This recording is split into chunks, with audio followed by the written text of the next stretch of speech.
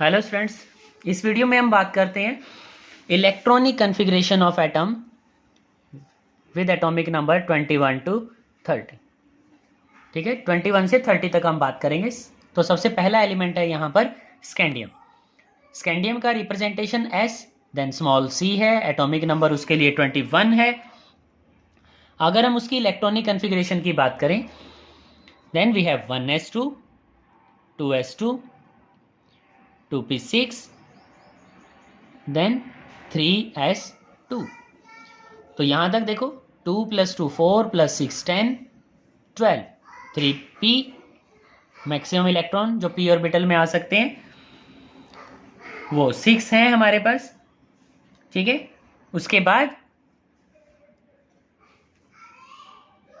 After 3p हमने study किया कि जो इलेक्ट्रॉन एंटर होगा that will enter in the 4s orbital.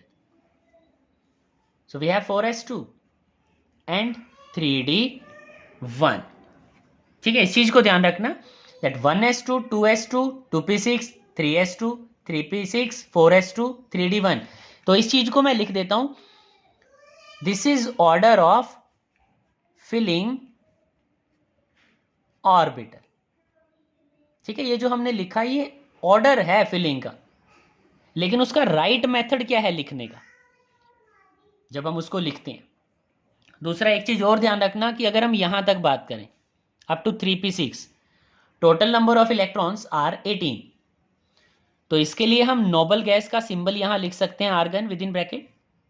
ठीक है, पैरेंथेसिस के अंदर हमने क्या किया, आर्गन यहां लिख दिया।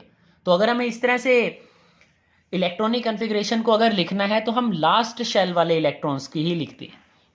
ठीक है, लास्ट ऑर्बिटल्स को हम लिख देते हैं, इनर ऑर्बिटल्स नोबल गैसेस तक। ठीक है, सिर्फ नोबल गैसेस के सिंबल हमें लिखने होते हैं, जैसे नियोन हो गया या आर्गन हो गया या हीलियम हो गया, सिर्फ उन्हीं को हम लिख सकते हैं। उसके अलावा किसी एलिमेंट को इस तरह से हम पैरेंथेसिस के अंदर नहीं लिख सकते। ठीक है, सॉरी, स्क्वायर ब्रैकेट्स के अंदर नहीं लिख सकते। इस चीज का हमें ध्यान रखना। सो आर्गन, ये ऑर्डर था फिलिंग का। लेकिन अगर हम बात करें 3p के बाद आता तो 3d1 ही है।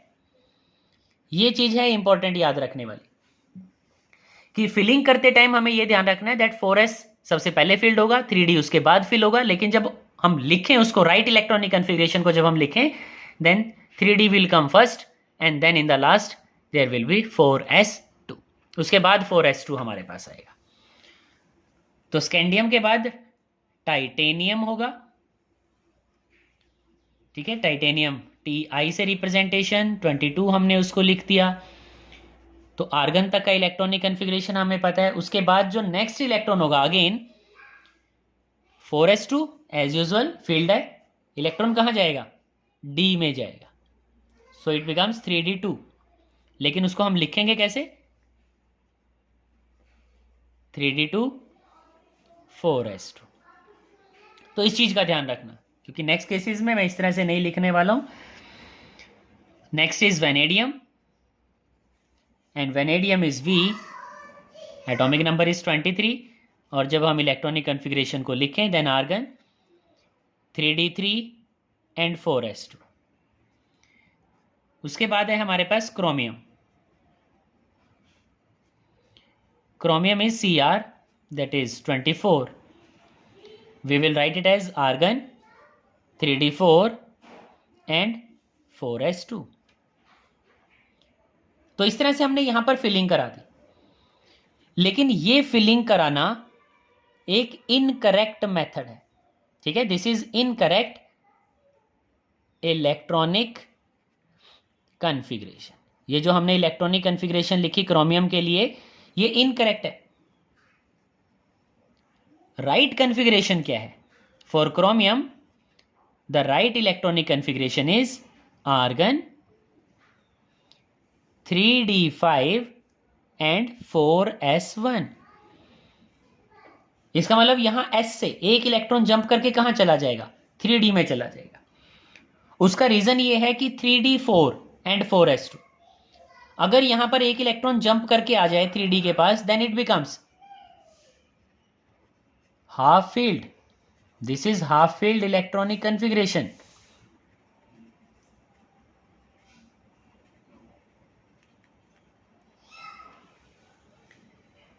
ठीक है, तो एक इलेक्ट्रॉन जंप करके यहां चला जाएगा फ्रॉम 4s। इस चीज का हमें ध्यान रखना है। Chromium exceptional electronic configuration show करता है क्रोमियम। ठीक है, chromium is showing the exceptional electronic configuration. After the chromium we have manganese. Manganese Mn से हम रिप्रेजेंट करते हैं, 25 है इलेक्ट्रॉनिक कन्फिग्रेशन आर्गन।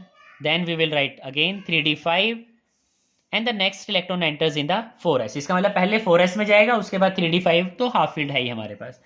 तो मैंगनीज के बाद next one is iron, that is Fe, it is 26, so we will write argon 3d6 4s2. After iron we have cobalt, that is capital C and small o, लिखते time ध्यान रखना इसको। 27, so this is argon, then 3d7 and 4s2. and next case we have of nickel। निकल की अगर हम बात करें Ni से रिप्रेजेंटेशन हम देंगे, 28 है। Then we have argon 3d8 and 4s2। After nickel we have case of copper. अगर कॉपर की बात करें तो हम electronic configuration argon 3d9 and 4s2, 3d9 and 4s2, इस तरह से हम लिखेंगे। लेकिन फिर से this is incorrect electronic configuration. Incorrect इसलिए क्योंकि यहां डी में 9 इलेक्ट्रॉन प्रेजेंट है। अगर एक इलेक्ट्रॉन 4s से जंप करके यहां आ जाए then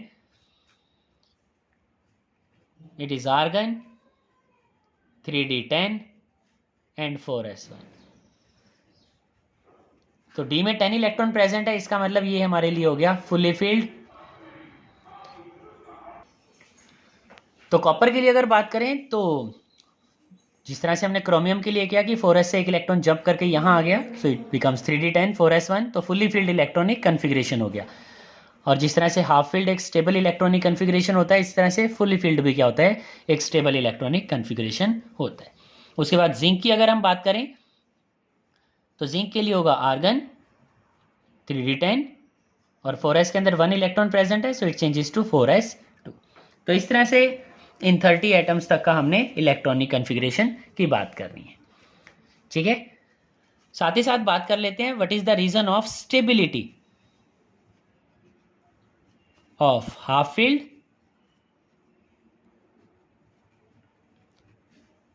and fully filled configurations. कि हाफ फील्ड या फुली फील्ड जो कन्फिग्रेशंस होती हैं वो ज़्यादा स्टेबल क्यों होती हैं, क्या रीज़न है उनके स्टेबल होने का। So we have 2 reasons. The one is, ध्यान रखना, chromium and copper, these 2 are showing the exceptional type of behaviour. So first one is symmetrical distribution of electrons. ठीक है, जो पहला रीजन है हमारा स्टेबिलिटी का, that is symmetrical distribution of electron. तो हमने कहा कि जो पहला पॉइंट हमारा है वो है सिमेट्रिकल डिस्ट्रीब्यूशन ऑफ इलेक्ट्रॉन। इसका मतलब इस कंसेप्ट को सिमेट्री से जोड़ के देखा जा रहा है।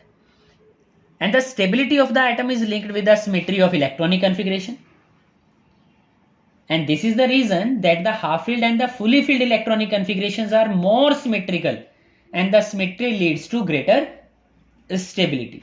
That's why in case of chromium, electrons shift from 4s to 3d orbital, ताकि सारे के सारे 3d orbitals क्या हो जाएं, हाफ फील्ड हो जाएं, सभी में एक एक इलेक्ट्रॉन आ जाए, तो मोर स्टेबल उन्हें बनाने के लिए। ठीक है, ताकि सिमेट्रिकल डिस्ट्रीब्यूशन हो जाए इलेक्ट्रॉन्स का वहां पर।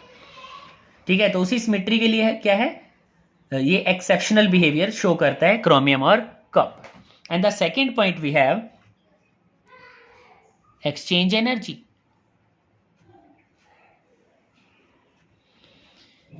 एक्सचेंज ऑफ एनर्जी की हम बात करें तो हम बात कर लेते हैं, more is the exchange more is the exchange energy,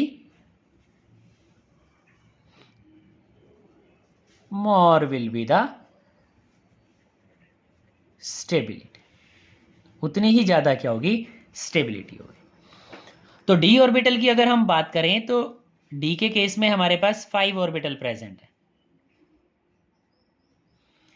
और हम केस ले लेते हैं डी 5 इलेक्ट्रॉनिक कन्फिगरेशन का. जब डी में क्या है, 5 इलेक्ट्रॉन्स हम फिल करा देते हैं. So we have 1 2 3 4 and 5. Case ले लेते हैं इस पहले इलेक्ट्रॉन का. ये इलेक्ट्रॉन एक्सचेंज कर सकता है इसके साथ, इसके साथ, इसके साथ और इसके साथ. इसका मतलब ये सिंगल इलेक्ट्रॉन, ठीक है, कितने एक्सचेंज कर सकता है, 4 एक्सचेंजेस. ये फर्स्ट इलेक्ट्रॉन, अगर मैं इस फर्स्ट इलेक्ट्रॉन की बात करूं, ये टोटल नंबर ऑफ कितने एक्सचेंज करा सकता है, 4 एक्सचेंज करा सकता है. इसी तरह से अगर D5 इलेक्ट्रॉनिक कन्फिग्रेशन में हम बात करें तो फर्स्ट के बाद मैं सेकंड वन की बात करता हूं. ये सेकंड वन आगे कितने एक्सचेंज करा सकता है, we have 1 2 3, so total 3 exchanges. इसी तरह से इन 5 इलेक्ट्रॉन्स को लेके हमने बात करनी है. सो 1 2 3 4 5. अब थर्ड इलेक्ट्रॉन की बात आएगी तो third electron number of exchange सिर्फ 2 ही करा पाएगा.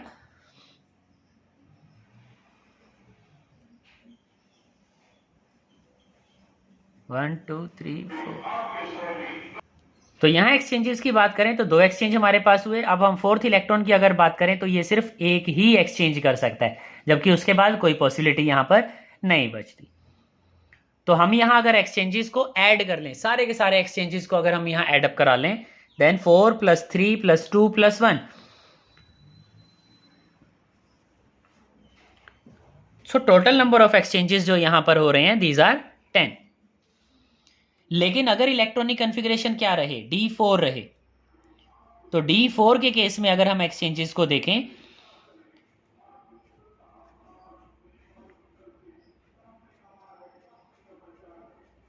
सो 1 2 3 4, 1 2 3 एंड 4, 1 2 3 एंड 4. तो डी में यहाँ 4 इलेक्ट्रॉन प्रेजेंट है. अगर इस फर्स्ट इलेक्ट्रॉन की बात करें तो 1 2 एंड 3, तो ये 3 एक्सचेंज करा सकता है.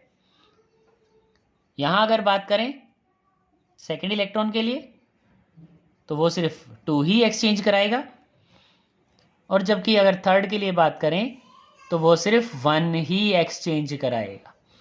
सो टोटल नंबर ऑफ एक्सचेंजेस की अगर बात करें, then 3 + 2 + 1, 5 exchanges. So total 5 exchanges. इसका मतलब D4 जब इलेक्ट्रॉनिक कन्फिग्रेशन था तब सिर्फ 3 + 2 + 1, 6 एक्सचेंजेस हो रहे हैं, जबकि D5 के केस में जो टोटल नंबर ऑफ एक्सचेंजेस हैं, दीज आर 10. तो 10 एक्सचेंजेस होने की वजह से जो स्टेबिलिटी होगा दैट विल बी हायर, वो स्टेबिलिटी ज़्यादा होगा. इसी तरह से इलेक्ट्रॉनिक कन्फिग्रेशन आयंस के केसेस में भी हम बड़ा इजीली कर सकते हैं. ठीक है, तो इसी के साथ हमारा टॉपिक इलेक्ट्रॉनिक कन्फिग्रेशन कंप्लीट होता है. Okay students, bye.